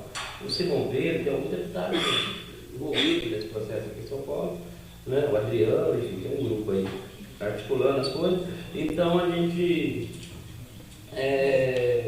participar dessa audiência pública. Né? Segunda coisa, em relação à questão do trabalho informal, um fato novo também, teve agora dia 26 em São Paulo, os comitês populares definiram 3 agendas nesse momento. A primeira agenda foi fazer, na verdade, no dia 30 de julho, quando foi feita aquela definição das chaves, prazo eliminatório, no Rio de Janeiro, lembra? Fecharam o aeroporto era o aeroporto do Centro do Rio, né? Santos Dumont, que gerou toda aquela confusão, para fazer toda aquela definição das chaves ali na Marina da Glória, né? Nós fizemos uma manifestação aqui em São Paulo, né, no dia 30 de julho, teve uma boa repercussão e teve no Rio em vários locais, né? Aí começou a ter uma articulação do Fora Ricardo Teixeira e tudo mais, né? Então, o pessoal está fazendo aí, né, o pessoal da Associação Nacional dos Torcedores, né? Depois a gente teve agora, no dia 23 de outubro até o dia 30, uma série de mobilizações de formação, de articulação interna dos comitês. Teve seminários, oficinas locais, todo o Brasil foi realizado. Porque tem os 12 comitês populares, começou, né, a Raquel articulou um seminário em parceria com os estudantes da USP de São Paulo, né, e convidou várias pessoas do Brasil. A partir daí decidiu aprovar uma Constituição. Em dezembro do ano passado, esse processo começou, né, em novembro, a gente articulou então os comitês populares da Copa. E o pessoal do Jubileu Sul, da Assembleia Popular, também fez um seminário no Rio de Janeiro, a partir da Rede Mega Eventos. E juntou esses comitês e virou um comitê nacional. E a partir daí também se propôs a criação dos comitês locais populares. Nos comitês populares aqui em São Paulo, nós temos reunião toda a primeira sexta-feira do mês, no Sindicato dos Advogados, às 10 horas da manhã. Então é uma reunião do Comitê Popular para definir as estratégias aqui na cidade de São Paulo. E o Comitê Popular Nacional pediu que até dezembro, ou até no final de novembro, começo de dezembro, a gente apresente uma lista das violações de cada cidade-sede para entrar com uma representação na Organização dos Estados Americanos. Como foi feito com a questão de Belo Monte, fazer também uma denúncia internacional nesse campo. E nós temos ali a Raquel, né, nesse momento, né, e outras pessoas, tem tido lá na Comissão de Direitos Humanos da ONU, tem tido um papel importante nesse processo de visibilização das denúncias. Por isso que é fundamental a gente preparar o dossiê, né, então, né, para a gente poder fazer a denúncia, né, na OEA. Né? E em dezembro a gente fazer uma manifestação, uma outra mobilização nacional. Então, dia 1º de dezembro vai ter audiência pública aqui, até o final do mês a gente quer ter, quem sabe a gente vai estar pronto, um bom levantamento, né, sobre essa questão das violações, para a gente poder apresentar, juntar nos comitês e apresentar aí na Organização dos Estados Americanos. Em relação a essa questão dos trabalhadores, um outro fato interessante é que no dia 26 do mês passado, de outubro, teve o primeiro Seminário Nacional dos Trabalhadores Informais aqui em São Paulo. Inclusive a CUT, né, o Comitê de processo da CUT é que está envolvido nessa articulação. Então está tendo esse processo, né, de aproximação, né, da central, né, da CUT, com também o movimento dos trabalhadores informais, no sentido de constituir aí um comitê nacional dos trabalhadores informais para resistir a esse processo. Nós estamos fazendo esse processo, embora assim, a gente nunca, pessoalmente, o Comitê Popular não possa reunir diretamente com a CUT nesse processo, mas esse processo está sendo feito dentro dessa agenda e desse processo. Pessoal, quem mais está querendo levantar questões? Uma pergunta rápida, tem um site, um calendário dessa... Tem um blog, eu posso depois mandar para o e-mail para vocês, Comitê Popular, Blogspot. Nós temos um blog, né, que tem um site, tem também, né, uma plataforma que dá subsídio para essa nossa agenda, né, que envolve uma série de questões que nós tiramos a partir desse encontro nacional que nós tivemos no ano passado, né? Tem uma rede nacional chamada Rede Mega Eventos, e tem também uma rede local que é do Comitê Popular São Paulo. Aí depois de tudo isso, se tiver uma lista de e-mails, a gente pode mandar todos esses contatos para ver como é que vocês se engajam nesse processo, que não é muito fácil, né? E quem está coordenando esse processo, quem está organizando pelo menos aqui as informações da sistematização é os meninos que trabalham com a Raquel lá na USP, o Rodrigo, o Vitor, né? Que ajudou bastante nesse processo de organização da rede, né, para a gente postar essas denúncias nos sites, nos blogs e tudo mais. Tem um processo da relatoria também de postagem de denúncia. Enfim, tem uma série de espaços aí onde a gente pode colocar as denúncias, e o blog do Comitê Popular de São Paulo. Né? E o pessoal do Comitê Popular de São Paulo organizou 4 grupos, 4 GT. Um GT jurídico, né, que está pensando na articulação da audiência pública agora com o Ministério Público Federal. Um GT de comunicação que está trabalhando uma cartilha, parecido com a cartilha do pessoal do Ceará, né? E um GT que vai trabalhar o tema da formação, e um GT de mobilização, né? Que articula com o pessoal lá de Itaquera, com as regiões. Foi constituído também um fórum das favelas contra as remoções do despejo, dia 20 de setembro, né? A gente conseguiu fazer uma manifestação, entramos com uma representação no Ministério Público em São Paulo, e o Ministério Público está fazendo abriu um procedimento e constituiu uma força-tarefa do Ministério Público em São Paulo para acompanhar a questão da Copa, né? E foi feito também o Freitas, que é do MP em São Paulo, ele conseguiu assinar um termo de ajustamento de conduta com o Corinthians, né, para destinar uma parte dos recursos do uso do espaço público, que é o espaço lá de Itaquera. Não é muito dinheiro diante desse monte de dinheiro, mas é um dinheiro que as comunidades, inclusive, podem apresentar como usar. Por exemplo, o Corinthians tem que pagar, né, devolver como contrapartida, 12 milhões de reais para o fundo local, para gastar na própria região de Itaquera, né, a partir desse termo de ajustamento de conduta. Eu posso disponibilizar o termo de ajustamento de conduta também para vocês, porque a gente tem a foto. Aqui o pessoal online aqui. Dirigido para a Casa da Cidade, todas as Nós informações. vamos passar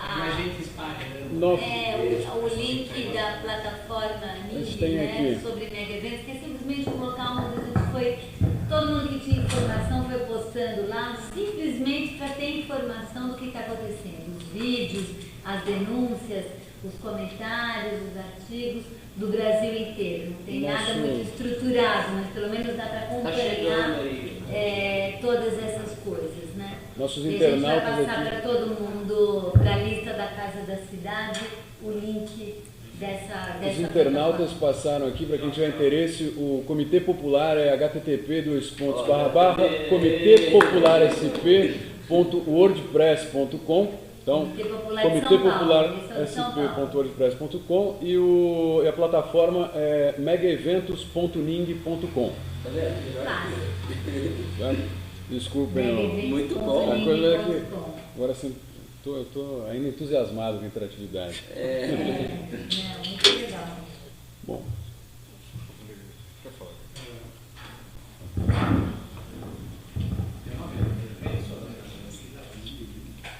Acho que é uma pergunta mais dirigida à Raquel, né? O Brasil é um paraíso fiscal do sistema financeiro internacional, correto? Pela taxa de juros, né? Exatamente. Qual é a alienação da escolha do Brasil enquanto sede e enquanto a aplicação desse dinheiro internacional, do capital financeiro, que a gente presencia que está em crise, entre aspas, sabendo que o sistema financeiro está abarrotado de dinheiro. Haja visto que todos nós que temos em conta em banco, eles caçam a gente de formas e formas para dar, entre aspas, dinheiro para nós. A juros altos, obviamente. Qual é a relação da escolha do Brasil para esses eventos? Mais alguma pergunta?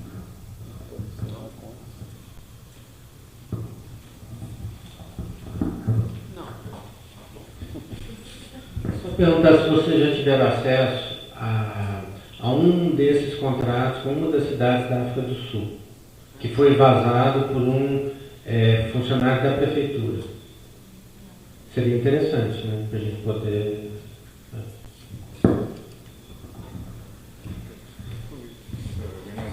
Me dando mais uma questão. Como que está a articulação com os parlamentos municipais, estaduais e Congresso? Se tem alguma... Se a gente pode esperar alguma reação dos parlamentares em que a gente tem votado e se vocês têm alguma informação sobre alguma relação da queda do ministro Orlando Silva com a questão da FIFA. Isso aí foi aventado, logo que começaram a surgir os problemas, a FIFA falou que já teria um novo interlocutor e teve gente que colocou isso como uma forma de pressão, um resultado de uma pressão muito forte que a FIFA teria. O bombardeio em torno dele teria crescido em função de uma pressão exercida pela FIFA e uma forma de mostrar que quem tem força no pedaço é um dos interlocutores da FIFA, o governo brasileiro, falou que logo estaria conversando com quem o governo indicasse, enquanto o ministro ainda era ministro. Foi uma coisa muito esquisita e toda a mídia divulgou. Não sei se vocês têm alguma informação a respeito. Eu tenho uma pergunta, na verdade, a alegria é muito grande no Brasil ter a Copa, a alegria é muito grande no Brasil ter as Olimpíadas.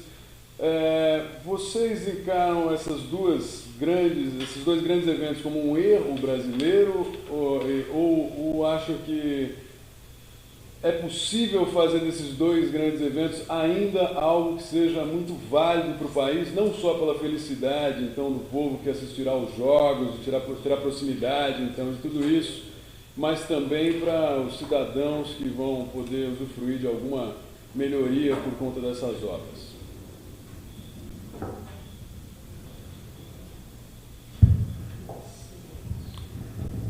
Bom, a escolha do Brasil, e de certa maneira dialogando também com isso, o Brasil claramente pleiteou, né? O Brasil pleiteou. E esse pleito ele fez parte importante de uma estratégia, e aí olhando isso do ponto de vista do comportamento do Brasil no campo internacional, uma estratégia geopolítica do Brasil muito clara, né, isso muito consistente, de se colocar de uma maneira totalmente nova como player econômico e político internacional. Isso está muito claramente configurado e tem vários movimentos que vão nessa direção. É um movimento de uma política externa bastante agressiva, no sentido de se colocar dentro dos processos como uma espécie de liderança dos países não desenvolvidos ou dos países do Sul, incluindo emergentes e menos desenvolvidos, quer dizer, uma grande frente anti aquela hegemonia histórica no campo internacional, político e econômico constituído pela América do Norte e Europa, basicamente, e Japão, né? Esse eixo que, nesse momento, é um eixo que passa por uma enorme crise, né? Uma grande crise, não apenas, eu diria, né? Não é apenas uma crise econômica, é uma crise muito mais profunda mesmo, sistêmica, de modelo cultural, de modelo político, de degradação da noção de recurso. Tem N componentes ali, mas nós estamos falando de um bloco histórico que hegemoniza o planeta há vários séculos, né? E conduz o destino do planeta há vários séculos, são muitos séculos, com diferentes polos hegemônicos ao longo da história, a Inglaterra, os Estados Unidos, a França, o bloco, a Europa. Nós estamos falando, e eu vejo o Brasil se colocando nessa posição como uma espécie de liderança que, em conjunto com outros países do Sul, emergentes, não desenvolvidos, especialmente a África do Sul, a Índia e a China, que são as principais novas potências econômicas, cada uma no seu continente, lideram, né, essa nova configuração. Não é por acaso que nesses 4 países tem Copa Olimpíada. Isso tem a ver, e eu não vou esquecer nunca uma cena, para mim caiu a ficha, quando eu apresentei o relatório dos mega eventos, e no relatório geral eu falava da África do Sul e das violações. Eu tomei um pau do representante lá da África do Sul no plenário, o cara queria me matar. A crítica, a virulência da crítica que ele fez à minha fala, tentando desconstituir, tentando dizer que era mentira, tentando, né, foi bem pesado. E tudo bem, eu respondi, eu defendi, eu falei das fontes que existiam, tal, publicamente.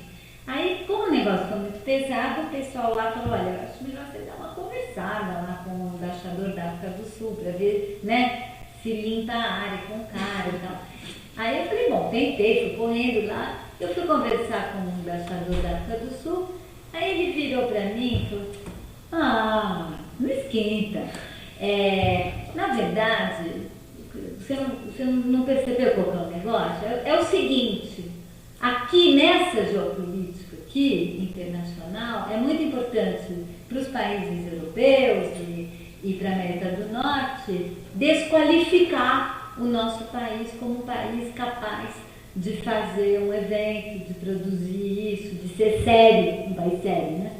Somos um país sério, um país que pode assumir essa liderança, que pode crescer. Então a nossa linha que nós adotamos aqui de toda a diplomacia da África do Sul é não deixar nenhum tipo de crítica ao que a gente fez passar, de jeito nenhum, bater e dizer que não. É exatamente, então, naí dá para se perceber que dentro dessa estratégia geral, se apresentar para o mundo como alguém que organiza um mega evento esportivo internacional e que vai dar tudo certo, os jogos vão começar na hora certa, as pessoas vão conseguir chegar, etc., é fundamental nesse impulsionamento. É óbvio que há um realinhamento dos grandes capitais internacionais e do capital financeiro internacional que precisa disso, porque diante da decadência dos mercados americanos e europeus, qual é a alternativa? Essa é a alternativa, o Brasil é a bola da vez. Então tem uma ligação muito direta, sim, né?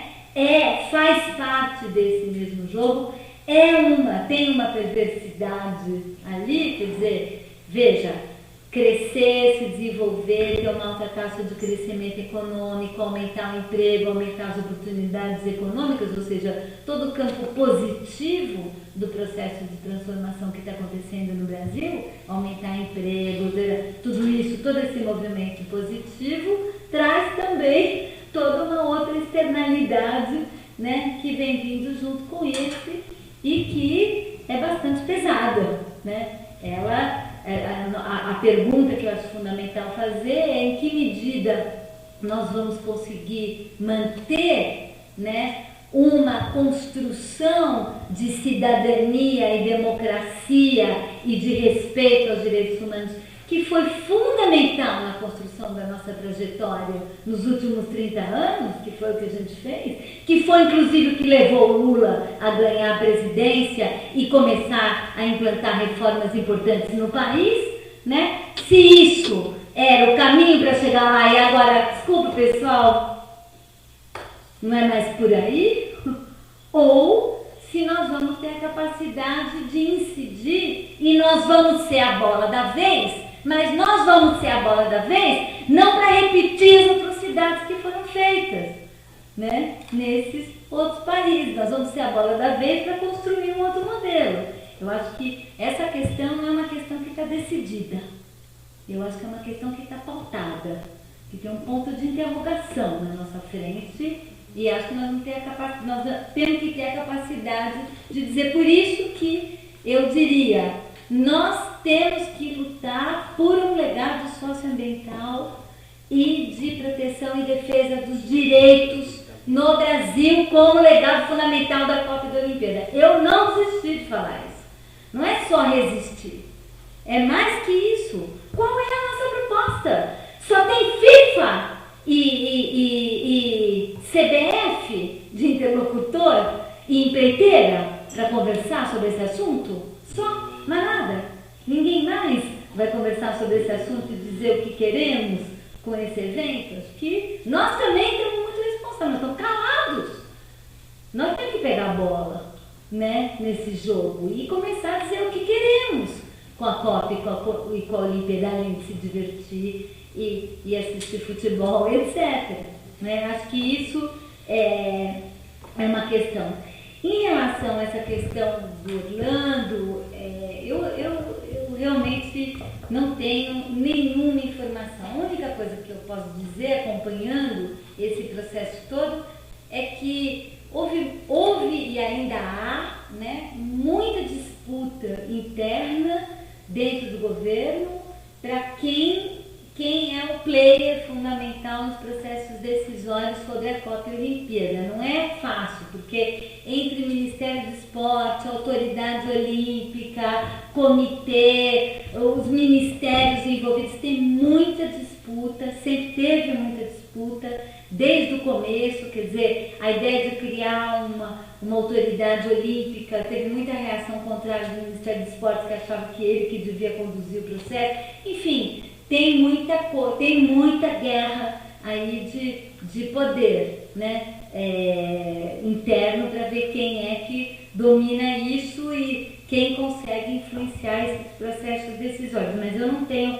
nenhuma informação de que poderia ter qualquer vínculo disso, em relação à queda do ministro Orlando e tudo que aconteceu em função disso. Não acho, realmente não sei responder isso.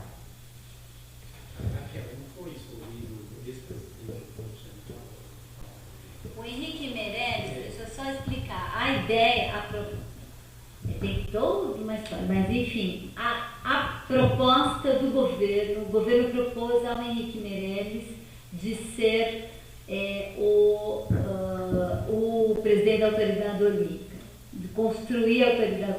Quando ele saiu do Banco Central, essa foi a proposta feita para ele. Simultaneamente, essa proposta, nesse mesmo momento, essa autoridade olímpica, na montagem do processo, perdeu uma parte importante do seu âmbito e da sua competência, ou seja, ela que concentraria tudo, deixou de concentrar tudo. Parece que esse teria sido o motivo principal por que o Henrique Meirelles não quis. O Henrique Meirelles não quis, falou não, né? Havia sido sondado, estava disposto, etc., e falou não. E acabou sendo o Márcio Fortes. E eu não vou falar mais nada. Então, né, duas questões, né, também. Acho que em relação a essa questão, né, da articulação com os parlamentares, né, a gente tem tido, pelo menos nós aqui do Convite de São Paulo, uma aproximação, uma proximidade, pelo menos, né, com na verdade, não organicamente no âmbito do comitê, mas até liberamos no comitê que nós vamos fazer, né, pelo menos uma audiência pública, né, em parceria com os deputados aqui do Estado de São Paulo. Já teve uma audiência pública articulada pelo deputado Simão Pedro, inclusive foi constituída uma comissão específica para fazer uma discussão. O ministro do Esporte esteve aqui, né? Estava sendo preparada lá uma grande festa na Assembleia Legislativa, mas nós fomos lá colocar areia na festa, né? E foi bom porque a gente cobrou, pediu para o ministro mais informação sobre as remoções, o despejo. O ministro quis levantar e ir embora, ele falou que ele tinha que responder, ficou aquele constrangimento, mas a gente foi lá, né, enfiar uma cunha, né, no dia que estava sendo preparada essa festa na Assembleia Legislativa de São Paulo. Foi no primeiro semestre desse ano. Depois o ministro Orlando Silva teve em São Paulo também numa articulação com o FEA, né, que organizou, né, a Federação Nacional aí dos Arquitetos, organizou uma série de audiências públicas pelo Brasil afora. E aqui em São Paulo agora nós estamos discutindo a possibilidade de uma outra audiência pública, né? Já dialogamos lá com o deputado Simão Pedro, a gente tem dialogado mais com ele, tem alguns outros parlamentares também, mas é o que está mais perto dessa agenda. Aqui na Câmara Municipal, né, o processo está hegemonizado aí pelo PCdoB local, que é o Gilmar Tadeu, que é o secretário da Copa em São Paulo. E eu acho que ele tem uma posição aqui em São Paulo muito, assim, não tem função nenhuma, né? Não sei exatamente o que é a função. E não sei porque aqui se propôs o PCdoB a entrar nesse processo aqui na cidade de São Paulo também. Isso não é da minha competência também dizer, né? Bom, então aqui em São Paulo, eu até sugeri para a Juliana Cardoso, ela propôs uma audiência pública em São Paulo, ela teria, como tem a comissão, essa comissão especial da Câmara em São Paulo, talvez a proposição de um subcomitê no âmbito dessa comissão e pensar o que se fazer. Mas nós não conseguimos avançar nessa agenda com os parlamentares. Nós temos de fato um limite nisso, Fernando, de pensar. E quem sabe a gente pudesse refletir um pouco mais como é possível, né, melhorar essa articulação, tanto com a Câmara Municipal de São Paulo, né, como com a Assembleia Legislativa. O que vai ser essa audiência pública no dia 1º de dezembro, que eu acho importante a gente participar até para aprofundar um pouco mais aí essa relação. Sobre a questão aí da queda do ministro Orlando Silva, né, os comitês populares, né, fizeram uma nota até bastante crítica, né, em relação ao comportamento do ministro ao longo desse processo, né, uma dificuldade muito grande de dialogar mais diretamente sobre a estratégia, sobre toda essa questão também, né, na linha da pergunta do companheiro aqui, como é que é essa nota? Guilherme. Que o Guilherme fala, é um erro, é um acerto e tudo mais. Do jeito que faz, estamos caminhando com um grande erro nesse processo, né? Porque, olha só, né, a quantidade de estádio, o custo dessas mega obras, construção, por exemplo, de estádio em Manaus, em Cuiabá, que vão ser, né, a minha vai ser tudo de elefante branco, né? Porque não tem jogos nesses locais. Sabe direito o que vai acontecer? Muito dinheiro investido, pouco controle social sobre esse processo, né? Muito pouca informação circulando. A gente vê aqui, né, entre nós aqui, uma suposta plateia de, né, pessoas bem informadas, a gente vê aqui com falta de informação nesse processo. Imagina lá o povo das comunidades da favela, como é que esse processo chega, né? E aqui a gente tem toda essa discussão e esse debate. Então, é possível avançar com um acerto nessa agenda? Acho que é possível, mas nós estamos ali no fio da navalha, estamos já no limite porque a Copa do Mundo vai ser em junho, junho de 2014. Nós estamos em 2011, há 3 anos. 2012 é a Copa das Confederações. Não tem estádio, 2013. Não tem estádio para a Copa das Confederações, nem definiram os estádios, porque, por exemplo, Salvador pode entrar se ficar pronto, Recife talvez. Imagina um negócio desse, né? Então, um monte de problema nesse processo, greve pipocando no Brasil todo nos estádios. Comitê Popular, Ministério Público, enfim, tem também, né, todo um processo de resistência em curso em que a gente possibilita a gente construir algumas alternativas. Mas é muito pouco, né, para poder dar uma outra vertente para esse processo, para construir aquilo que a Raquel está falando, né, de um legado socioambiental, né? Mas, né, quer dizer, na linha que todos nós aqui defendemos e acreditamos que esse processo, quer dizer, poderia ser uma oportunidade para a gente avançar, né, na proteção dos pobres, na garantia de direitos, uma série de questões, no fortalecimento dos esportes para as comunidades locais, uma série de coisas, né? E a gente viu, né, está vendo aí, né, as lições do que está acontecendo, né? Nós tivemos uma audiência, só para encerrar aqui, né? Tivemos uma audiência com lá em Itaquera, o seminário, o Movimento Nossa Itaquera fez 2 seminários, né? E o André Sanches, né, falou o seguinte, né, num dos seminários. Foi, né? E lá ele falou o seguinte, olha, o negócio, meu filho, vai ser para rir e para chorar. Tem gente que vai ficar feliz, né, e tem gente que vai ficar triste. Não existe obra só para cima, as obras também vão ser para os lados, vocês dizendo o que vai acontecer. Vocês imaginam, o povo tudo ali assistindo, querendo falar no seminário, o padre que coordenava o seminário, não deixando o povo falar, é uma revolta generalizada. Então, muito pouca participação, né? Muito pouca transparência e uma dificuldade da sociedade civil organizada se articular em torno dessa agenda. Vamos e vemos que nós temos muitos problemas e muitas violações. Né? Estamos aí com o Código Florestal. Amanhã. E nós estamos, né, absolutamente pulverizados, né? Apagando incêndio aqui e acolá, sem ter muitas condições também de priorizar aquela ou essa estratégia. A situação do nosso lado também está um pouco complicada, vamos e ganhamos também. Então, acho mais é possível, se a gente conseguir, né, de alguma forma, reverter a agenda que está em curso. Se não, a gente caminha, na minha opinião, eu estou muito pessimista. Eu não tinha...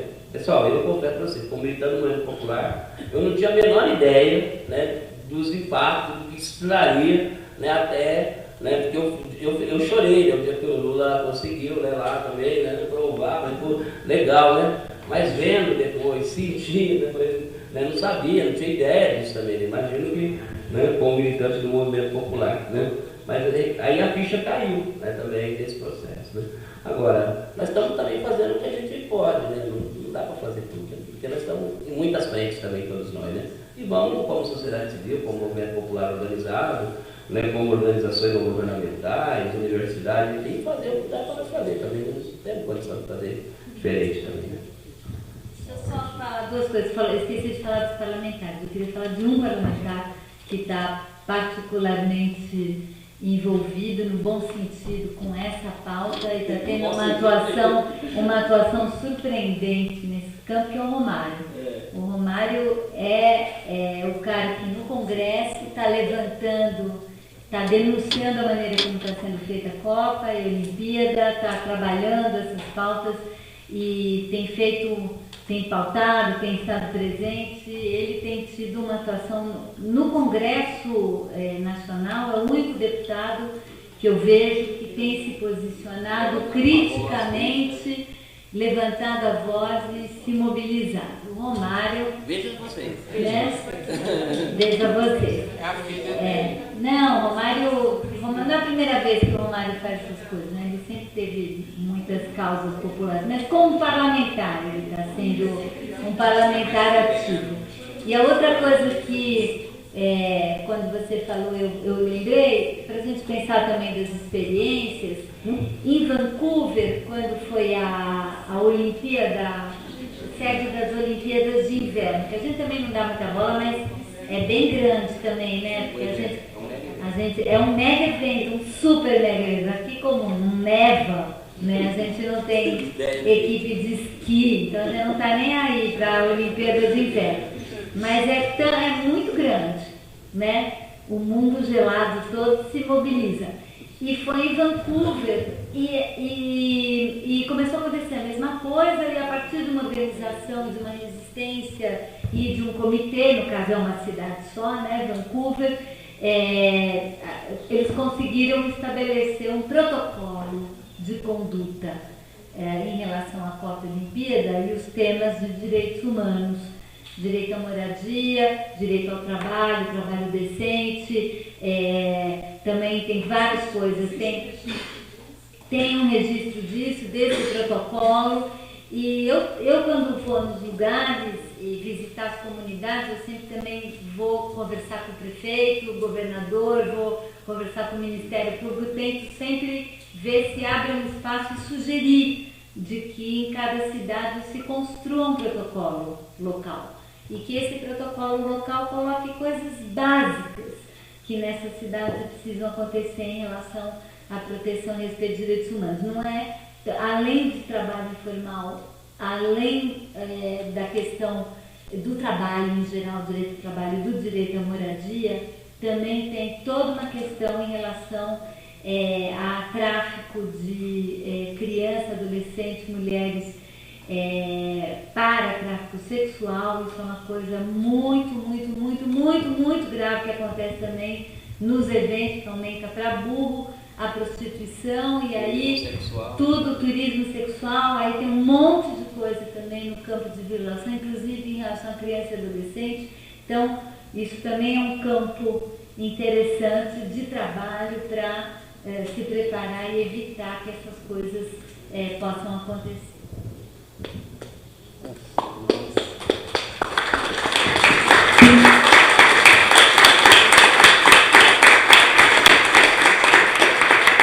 Eu agradeço, em nome da Casa da Cidade, a microfonia. Eu falo alto e eu acho que o pessoal aqui está pegando pelo outro microfone, mas,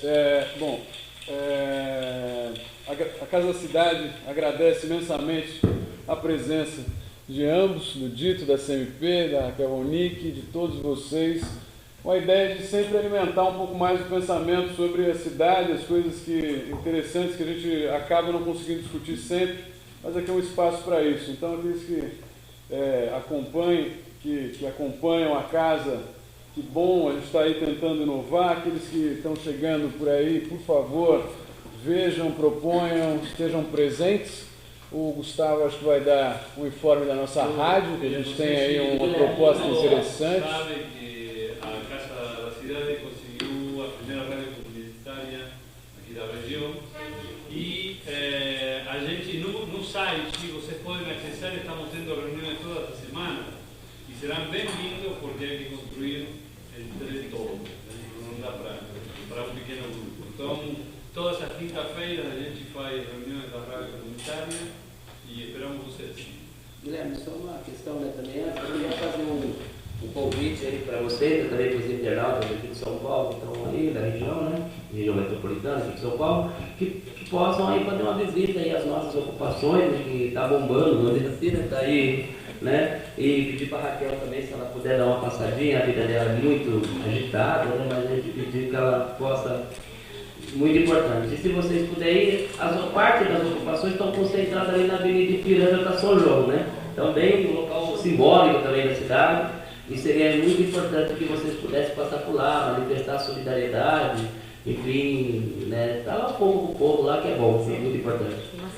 Então hoje a Margarete esteve lá, né, Margarete? Tava bom, né?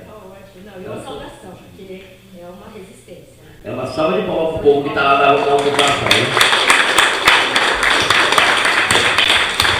Aqui só também pela interatividade, aqui, pela participação popular, falar aqui que então a Universidade de Coimbra está abrindo edital para bolsas para estudar orçamento participativo em Portugal e Cabo Verde. Tá certo? Boa noite a todos, obrigado pela participação e até a próxima.